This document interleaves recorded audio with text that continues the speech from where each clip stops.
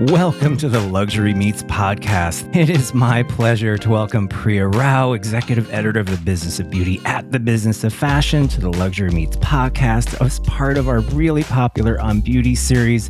So happy to have her here. Priya currently oversees beauty and wellness coverage for legendary fashion media company, The Business of Fashion. She previously served as beauty and wellness editor and podcast host at fashion and luxury media company Glossy, and she was also the creator and host of the Unfair podcast series, which explored the global skin lightening industry and crisis at the time, and was one of Apple's most recommended shows. She has held senior editorial roles at Vanity Fair, Harper's Bazaar, and has written for Vogue, New York Magazine, and others. We first connected because she graced our LMCC conference stage as a keynote moderator with the CEO of Credo Beauty and so many others at the top of the C-suite.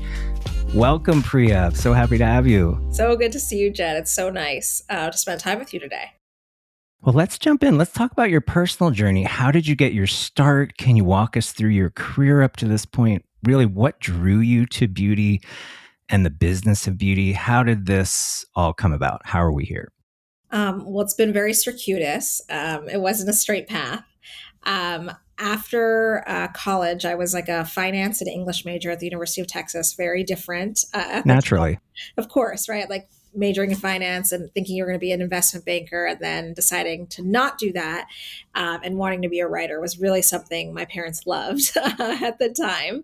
But I think now it makes a lot of sense. It was kind of the two perfect fields to study when I was younger for what my job is now today. But like I said, I studied that in college. I had a quick stint in investment banking over one summer and decided that was not the path for me. And then I had a job at the Gap in their retail management program where I really learned about merchandising and planning and just kind of like how the retail ecosystem and fashion system worked. But I still really wanted to be a writer. So I moved to New York without a job at the end of 2006. Parents love that, by the way. I tried it too and just, yeah. Yeah, I worked for a year after college and then, quit and took my savings and moved to New York and slept on some couches and in some rando apartments and really worked hard to get an editorial assistant job at Condé Nast. And my first job was at Fashion Rocks, was this offshoot music magazine that Vogue produced. And then it was at W Magazine. So really was at the beginning and the end of the magazine fallout. I was really, really lucky though, because it was such an amazing learning ground. And I learned everything about creative and photo shoots and obviously learning how to write there. And then went on, kind of just followed my path in terms of working at different publications, Vanity Fair, Harper's Bazaar, all luxury magazines, and all really on the fashion side of media.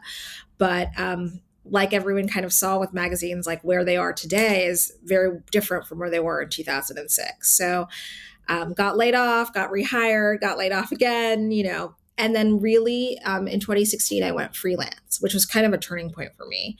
And at that point, I was really just writing about fashion and got the chance to start writing about beauty and wellness and some culture stories and was able to kind of hone my voice for different publications.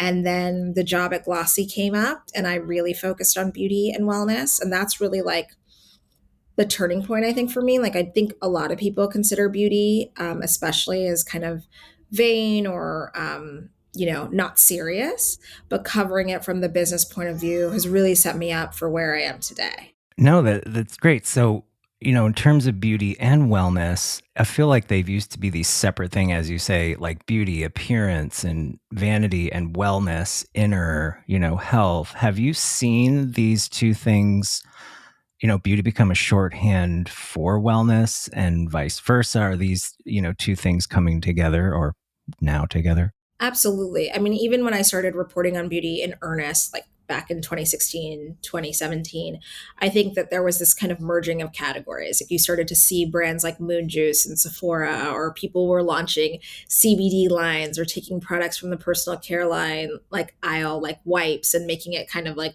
cool and chic. And so I think that was the beginning of it. And then now I think it's all about longevity, like people trying to merge the idea of longevity and biohacking and how to live forever into beauty. And it's kind of just a reframing, if you think about it, of like anti-aging products in some regards. Right. But then it's some really important and really interesting stuff, like what's happening with Ozempic and what data you can get from your Aura ring. And I think it's all just kind of related now. So, for our listeners who may not be in the industry, what is the business of beauty? What is your coverage, your vision for it? Because it launched relatively recently and just exploded as this extension of business of fashion. Yeah, it's an amazing job. I couldn't ask for a better job in media right now, and I feel really lucky to be doing this. Business of fashion has always kind of had roots in beauty in the sense that they covered luxury fashion houses. Luxury fashion houses and designers were launching offshoot brands with partners or with themselves, and BOF started to lay the groundwork in earnest. Is probably in 2018 with an amazing reporter, Rachel Strugratz, who I worked with briefly. It was really about, kind of telling these stories. What are the stories? What is the analysis that BOF can offer? And I think that's what BOF does, is it gives it a critical lens to these industries and offers, like, connects the dots really. And so I think that's what we've continued to do. I joined the company about 3 years ago, and it was really to blow out the beauty business. It was inclusive of events and daily coverage, a daily newsletter, our global forum, which is coming up, which is really exciting. What is it about beauty? What's drawn you to beauty? I've followed you from your roles, and it's always like beauty with wellness. Is there something, some advocacy there? Is there a voice that you want to put out there? Is there coverage that you really want to see that you weren't seeing? Like, what is that fire for you? Yeah, absolutely. I mean, I think beauty was kind of happenstance for me. When I think about beauty and when I think what makes it so special, it's not like I was some makeup junkie and like, wore a million products when I was a kid. It was really like the lack thereof of that for me. And there weren't products that were right for my skin tone. I didn't see women that looked like me in magazines or in ads. Like that was much more recent. And so I think when I came into this space, I really saw the value of connecting like identity to beauty and like the value of like seeing yourself and being yourself. And I think that's what makes beauty so personal. I mean, like the products that you use, the brands that you connect with is so much more community driven. And I know that word sounds like so inauthentic, but it is about the women and men that use these products and feel connected to these brands. So I think for me, it's been really important to champion that idea, talk about the stories on the fringes, support founders who may not be spoken about in everyday stories. Yeah. No, I feel like opposed to 10 or even 5 years ago, consumers really didn't know what like vitamin C or like hyaluronic acid. And now it's like your readership is probably a lot of consumers. It's a lot of business folks like yearning for these stories and information. Speaking to what you just said, what are some of the biggest, most important stories in the industry now? Just yesterday, Hailey Bieber's skincare brand was acquired for almost $1 billion. You have Touchland, a hand sanitizer company that people put in the beauty category, for 700 million. And then there's this notion that your team recently published a piece stating the beauty industry is in its flop era. Once it was thought that's an amazing headline, by the way. Once thought to be resistant to economic downturns, the beauty industry is having some slowdown and some issues. So, what are the most important stories? Is it those? Is it something that I didn't mention? No, those were definitely the big stories of the moment. I think that the Touchland hand sanitizer story is a great example. I mean, this is a brand that kind of came out of nowhere and redid a product and made it cool and made it collectible. And like we see the success of that. And that brand sold for 700 million. And this is in a very, very slow M&A market where people have been skeptical of valuations and skeptical of, the longevity of these brands. So I think that's an incredible example. And we definitely wrote about that. And then I dove deep yesterday into the Hailey Bieber Road story. And that's an incredible story too. I mean, in 3 years, that business sold $212. Wait, let me say that again. That business achieved $212 in net sales in 3 years, all direct to consumer. I mean, that doesn't happen anymore. And it's It's amazing. incredible that not only that brand did that, but she was able to do that when in a environment where celebrity fatigue is so um, I was going to ask, she's not just a celebrity influencer. Oh, it seemed like she looks like a really effective executive at the creative and strategic level. I think that kind of can get lost, so Absolutely. I mean, she's an incredible marketer. And I think what makes her special and what that brand has been smart about is that it's not a ton of products. They attached, products to virality after the fact. She started some of these trends like donut glazed skin or latte makeup.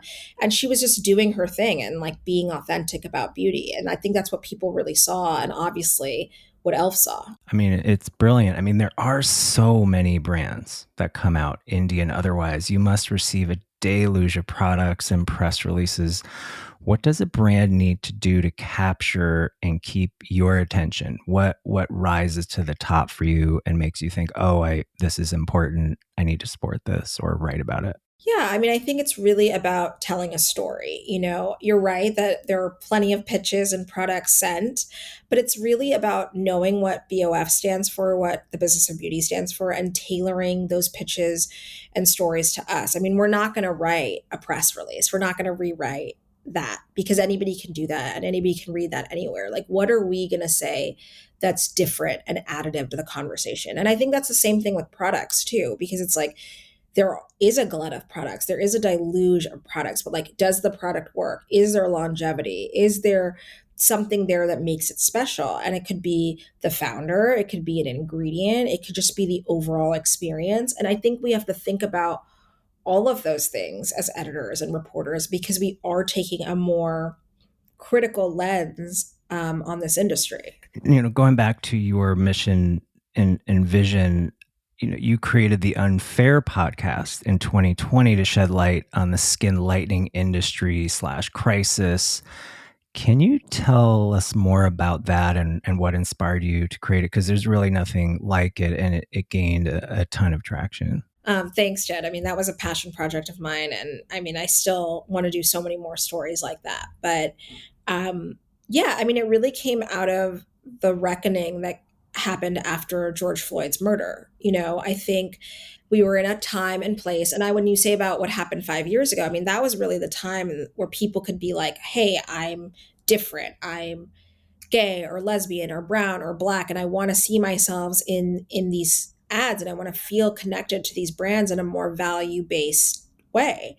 And I mean, that was the time where we started seeing all these brands like, do things like pull up for change or start saying that we're going to change like Aunt Jemima's label on the maple syrup. Like, they were making Right. all these grandiose statements, but their actual product assortment hadn't changed, or they actually were kind of talking about from two sides of their mouth. It's like performative in a sense. 100%. And I mean, look at where we are now, where everybody's kind of walked back these commitments and walked back like what they want to say to the Black and brown and minority customer.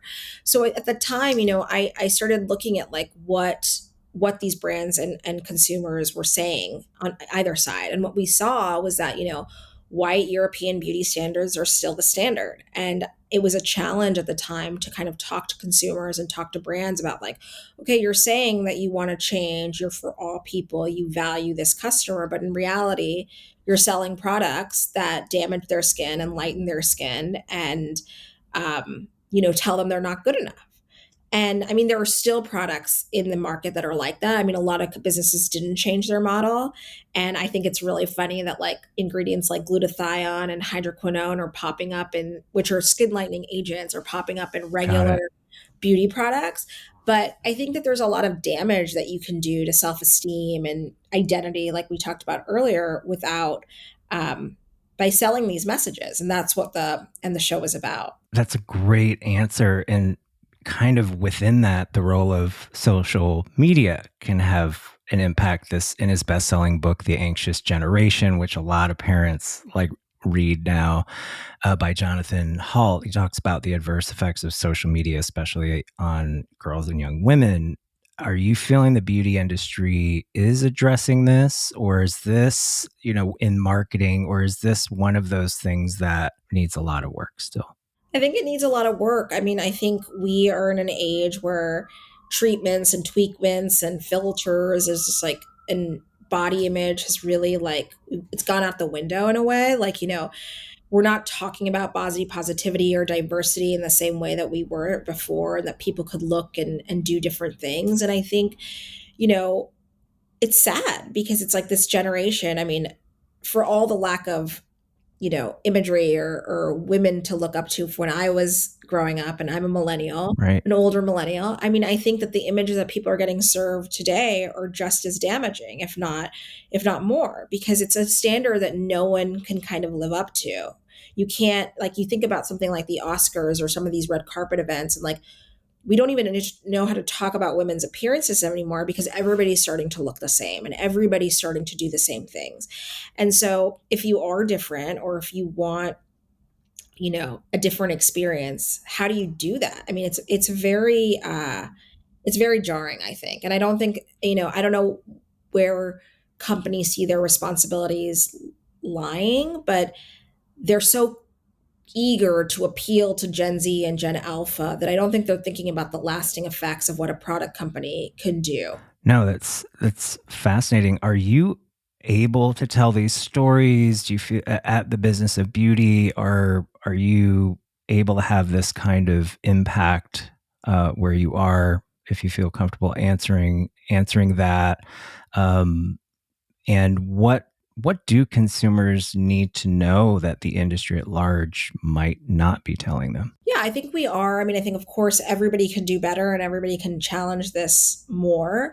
But, we had a story a couple of weeks ago after I got back from maternity leave on the ethical use of AI, and like who's doing it right and can you do it right, and like, and that applies to the whole ecosystem. It's Fascinating. Yeah, it's not just like the visual effects of what you see online, but like the copywriters, the models, the diversity that you see. Like if you're not telling the consumer what's real and what's imagined, then they just assume all of it's real, right? If you're not telling them and it's AI, then they think it's a real person. So I think that that is something that we've definitely like pulled to the forefront. I think also like Liz on my team, who I work together with, we've worked together for a long time, she wrote a story this week on Ballerina Farm, and that story, and this conservative influencer, and went down to her farm and like kind of talked about how she's modeling herself after the Martha Stewarts and the Ina Gartens of the world. And like that's a story, like sure, anybody could write that story, but we tried to take it as like this is happening in culture, like this is kind of like the aspirational ideal right now, and like what does this business and lifestyle look like.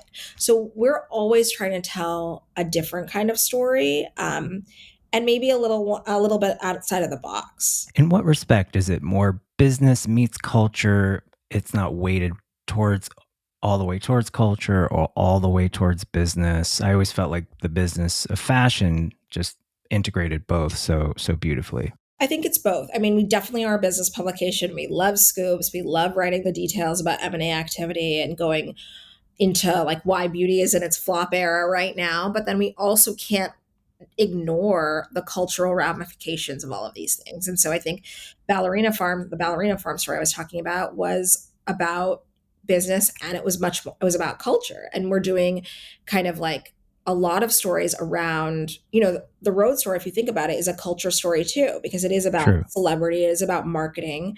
So I think we try to integrate them, but we aren't a consumer publication where we're going to say like, try this hyaluronic acid. Right. So, what beauty and wellness categories are emerging, which are thriving and which are receding into the background a little bit, like an emerging, thriving, receding, what are you seeing from where you sit? So emerging, I think this is not a new story, but I think fragrance continues to like exceed everyone's expectations. I think it's like from the high end, like brands like Creed and Amouage selling fragrances at like super premier price points, and then also like the Sol de Janeiros of the world. Everybody wants to be Sol de Janeiro. I mean, Every teen yeah, wants Sol de Janeiro. It's yeah. it's wild. You walk through any mall, any where they're teens, it's Sol de Janeiro. Right. And so I think that in terms of emerging and thriving, I guess is what you could say, is I think there's a lot of space there to grow. I think that they're going to see more brands pop up there. And they're really toying with the idea of, yes, what's happening at the premium end, but also talking about like, what's this answer to fragrance mist and body care? And like, how do we integrate fragrance into every single piece of our lives? In terms of receding, I think it's not receding exactly, but the skincare market is certainly shrinking. I think it's like, the indie brands are super excited and there's a lot of really great ones that are out there right now. But I think the bigger players, like the Cliniques of the world and like the brands that have been mainstays for a long time, are seeing their comps shrink. And so then the overall skincare market is shrinking too. Not in terms of brands, but just in terms of size. And I think it's becoming much more competitive because there are so many brands to have a really distinct point of view. And so these bigger brands might not have this, other than distribution, this really distinct, differentiated point of view, founder story, excitement around being independent, possibly. Yeah, and I think also like there's also like even like the brands that launched like 10 years ago. I mean, Glossier is a brand that has had its highs and had its lows, and now it's kind of settling into this new era. Drunk Elephant is a brand that like, everyone was wild about. And then it had the Right. Sephora tween way, and now it's having like one of the worst years it's possibly ever had. And so I think brands are that age of brands, I think like the 10 to 12-year-old brands are also going through some growing pains because they're chasing one audience and then like are they abandoning their loyal customer? There's that discussion that's always happening. No, that's a great answer. So let's go back to you personally a little bit. Being the mother of two young children, what has been your quote cheat code to balancing both the family life and this thriving professional one? Or is that actually not at all possible? Because when I do these interviews, I'm always really fascinated. Like, how are you doing what you're doing? And I think our listeners would love to know anything you can provide. I don't know if I have a lot of advice, and I don't know if I'm doing it particularly well, but it's really hard. It's really, really hard. I thought I had it down pat with one child. I have a 3-year-old, and then we had our second son last summer, and it's been really, really hard juggling just because, I think I am really ambitious and really want to tell these stories and make the business of beauty and the business of fashion the best publications they can be. But you also have responsibilities at home. And, my little one fell off the chair yesterday and has a big welt on his forehead. Like I was calling like the ER last night, and this is after a super successful day of writing one of the first stories on Hailey Bieber and Rhodes. So I don't know if there's a balance. Yeah. And I don't know how people do it. If anybody knows how to do this properly, if it's organization, if it's more childcare, what it is, like I would love to know because I think it's just like maybe these are the hard years. I don't know. It seems like you have it figured out. That's all I'm saying. Thank you. So, what do you think has been the key to your success? Like, what advice would you have for aspiring beauty wellness journalists or journalists in general, and creators to get where you are right now? I think when you're younger, you definitely have the benefit of taking more risks. I think that was something I was really, really bold, really unafraid of emailing people, setting up coffees, and just kind of being like a little bit of a striver when I was younger. I'm a much more reserved about that now, and much more scared, I think I am. So I think using the benefit of youth and the ability to just like have less responsibility in some ways and take those risks is big. I mean, if someone asked me if I'd quit my job now and move to San Francisco, I'd probably say no. But Right. I think that's a big part. And I think also I was always very careful about research. Like I did my research. I knew the people I was meeting at. I knew who I was cold emailing. So I think really, and that's what I think is important. Thoughtful Yeah, research before you try to connect with someone. totally. And that's how I feel about pitches too. It's like, do you know what I write about? Do you know what I what like to say? So I think that's really, really important for developing relationships and also being successful professionally and personally. Just have a few more questions and we'll wrap up. It's going so fast. I just have this CBD skincare. That's how I think we met in 2019. CBD skincare and beauty just exploded on the scene. All the big retailers went all in. And then soon after, like rushed back out, I think leaving a lot of emerging brands and the category in the lurch. Can you speak to that, in a minute or less? Do you see this happening with retailers also, that they go from trend to trend a bit too quickly? This seems like a cautionary tale about one ingredient.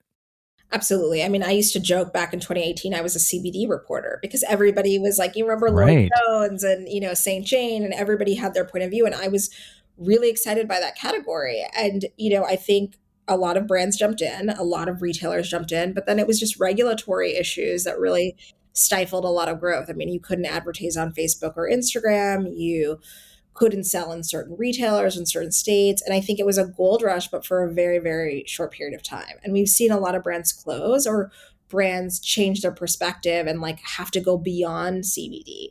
I think that like this was certainly a trend. I'm not saying it wasn't a powerful ingredient or a important part of the business, but I think what happened there is just like everybody rushed to it and tried to maximize the effects and maximize, like, Lord Jones had an incredible exit, like try to redo that. Right. And they couldn't. And I mean, I think that retailers really set the standard. If you look at a Sephora, if you look at an Ulta, and I would say Sephora particularly because they're the ultimate brand builder, like they say, like, launch a vitamin C this year, move into body care, fragrance mists are going to be big. Like there are directives they give young brands. And I think brands have to be careful about where they have permission to play and where they authentically can play and where they can't. Because not everybody needs to be a body brand. Not everybody needs to be a fragrance brand. And you lose sight of like what your core differentiation is when you do that.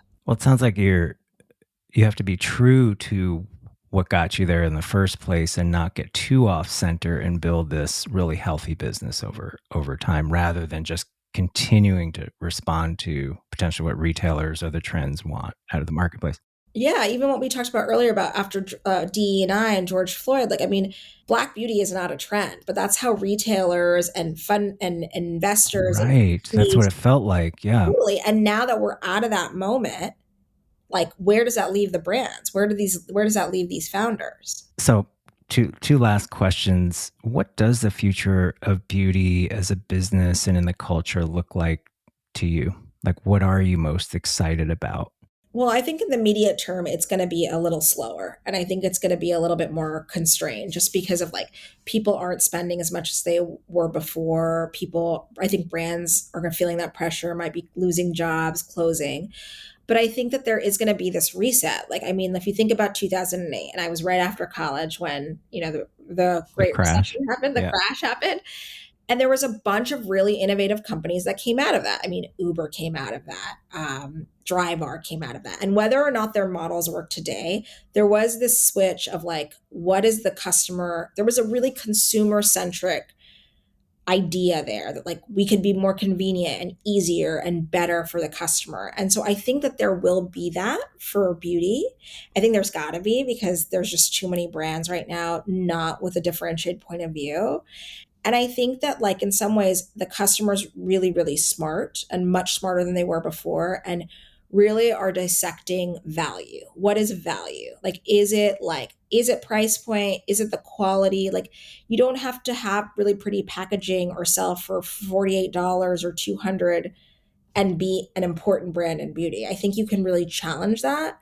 And that's what I'm excited to see. That's an incredible, incredible answer. So we have a closing question. It's our mini podcast tradition. How do you invite luxury into your life? What does it mean to you? Is it experiences, more free time, travel, products you love, social connections? What does that mean to you? I think certainly right now it means free time. It means more Of free course. time and a little bit of alone time. I think it means sleep right now.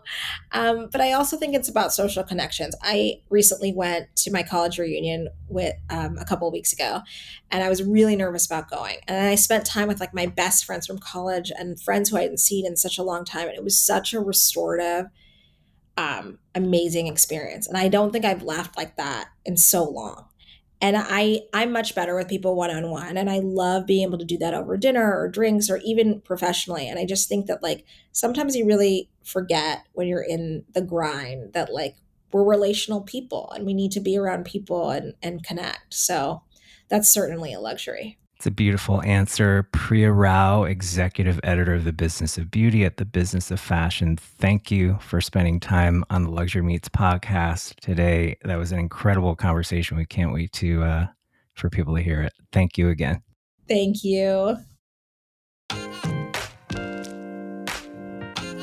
And with that, season 1 of the Luxury Meets podcast is officially a wrap. Thank you again to the great Priya Rao, executive editor of the Business of Beauty at the Business of Fashion, for taking us out in style and substance. And thank you to this season's 31 guests. We've had everyone from the business famous to the famous, as well as a host of visionary founders. And thank you to our 21 sponsors. Wow. In these past 10 episodes, we've uncovered so much more than just trends, which by nature come and go. These are true paradigm shifts across an array of categories in wellness, business, and culture. And thanks to our incredible team, Britt Smith, distribution and production, Karma Auger, sound editing and design, and Sir Keith Moon, visual design. I'm your host, Jed Wexler. I'm also the CEO of LMCC, the business platform for well-being. We have a podcast, events, and coming this holiday season, our first ever luxury product. Learn more at lmccshow.com. In the meantime, stay tuned for season 2, and thanks again for joining us.